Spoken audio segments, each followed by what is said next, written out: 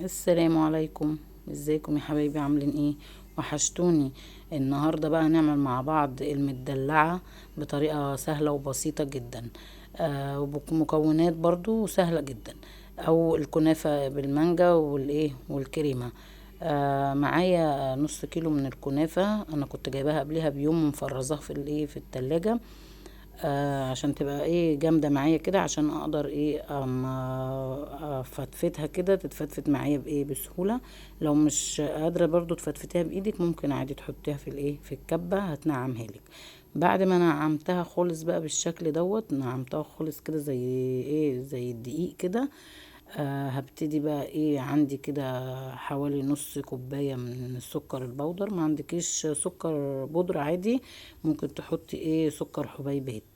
ونزلت كده بحوالي ايه ربع كيلو من الزبدة، وايه وهبتدي بقى ايه اقلب ايه الكنافة بتاعتي بقى بالزبدة والسكر والحاجات ديت ايه، علشان اخليهم ايه الكنافة تاخد لون الايه الزبدة. بعد ما قلبتها كلها بالطريقة ديت، هبتدي بقى ايه اخدها كده اهوت، هرفعها ايه في طاسة. هجيب طاسة وهرفعها ايه على النار، بحيث ان انا ايه مش هحطها في الفرن، انا هحطها ايه على النار كده، هقلبها لغاية ما تديني اللون الذهبي ايه جميل دوت. لو انت برضو مش حابة ان انت تسويها كده على النار من فوق، ممكن برضو عادي تحطيها ايه في صينية وتدخليها الفرن ايه تاخد وش كده وتتابعيها بحيث ايه ما تتحرقش منك. بس كده هبتدي بقى ايه اقلبها كده على النار لغاية ما تديني اللون اللي انا ايه عايزاه.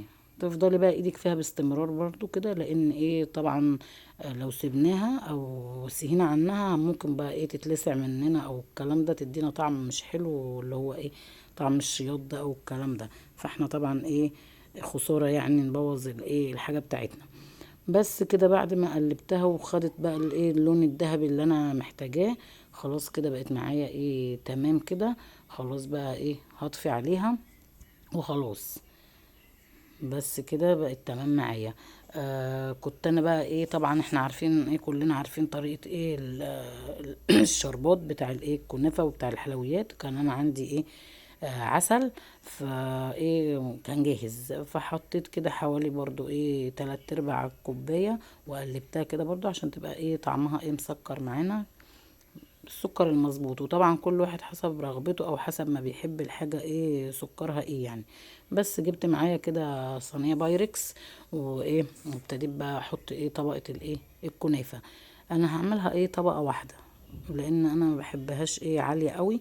فانت عادي برضو ممكن تعمليها طبقات، ولو مش حابة تحطيها في الصينية البايركس ممكن ايه تجيبي بولات وتعمليها برضو ايه طبقات عادي، ما فيش مشكلة. بس كده بعد ما رصيت الصينية بتاعتي وتمام، هبتدي احضر ايه الكريمة بتاعتي. جبت حوالي كده هو 3 معالق من الكريم شانتيه، معلقة هرمية، او في معيار مثلا ايه يعني نص كوباية. تمام. وحطيت برضو حوالي ايه، لان الكريم شانتيه بتاعي ده كان ايه خام، فحطيت حوالي ايه ربع كوباية سكر بودر. ويفضل ان انت تجيبي الكريم شانتيه الخام، لان اللي ابو سكر ما بضربه معايا بالمضرب ما بيدينيش القوام اللي انا ايه عايزاه. بس فانا كان معايا الايه الكريم شانتيه ده ايه كان خام، وزودته بقى ايه ربع كوبايه سكر اسفه. وحطيت عليها ربع كوبايه من الايه من الحليب متلجه مشبر كده، يعني في قطع تلج كده خفيفه. ولو مش عايزه ممكن تحطي ميه، بس ايه برضو تكون متلجه فيها حته التلج مشبره كده. بس ضربتها كده ضربه معايا في بالمضرب. بصراحة المضرب عندي ما كانش شغال، فعملتها في الايه في العجان. بس كده وابتديت بقى احط طبقة الايه الكريمة على الايه على الصينية بتاعتي، وزعتها كده. وكده تمام. بعد ما وزعت الكريمة، كان عندي بصراحة ما كانش عندي مانجا فريش، فكانت عندي مانجا متفرزة، فتعتبر ايه زي ما انتوا شايفينها هي قطع كده، بس طبعا ايه سايلة على انها كانت متفرزة طبعا. ما كانتش عندي ايه مانجا فريش، فعملتها برضو يعني ما وقفتش نفسي، يعني عملتها بالريحة. حطيت بقى ايه الكريمة ديت في الفريزر، حطيتها حوالي مثلا نص ساعة عشان الكريمة تتماسك، عشان لما اجي احط عليها طبقة الايه المانجا ما ايه المانجا ما تختلطش بالايه بالكريمة، وما تحسيش بقى ما تفرقيش بين المانجا وبين الايه الكريمة. بس كده وزعت بقى الايه المانجا ايه بتاعتي كده اهوت بالتساوي. ولو كانت بقى طبعا المانجا كده فريش كنا هنقطعها قطع، كانت هتدينا برضو شكل ايه اجمل من كده. بس كده ابتدي بقى ايه اوزع المانجا بتاعتي واغطي بيها كل طبقة الايه الكريم شانتيه. زي ما انتوا شايفين كده، لو هي بقى سايله كان الكريم شانتيه هيختلط بيها كده، كأن حطيتها في الفريزر علشان ايه تتماسك معايا، واقدر احط الايه المانجا عليها. بس هي كده كانت وصفتنا، كانت سهله وبسيطه جدا. موقفتش نفسي يعني على ان مفيش مثلا احنا مش في موسم المانجا، فكانت عندي المانجا المتفرزه عملتها بيها. بس طعمها بصراحة خطير يعني تحفة. انا من عشاق الكنافة بصراحة، سواء بقى بمانجا باي حاجة، انا بعشق الايه الكنافة جدا. بس وبطريقة سهلة وبسيطة، ولا خدت معايا وقت، وكل حاجة كانت تمام.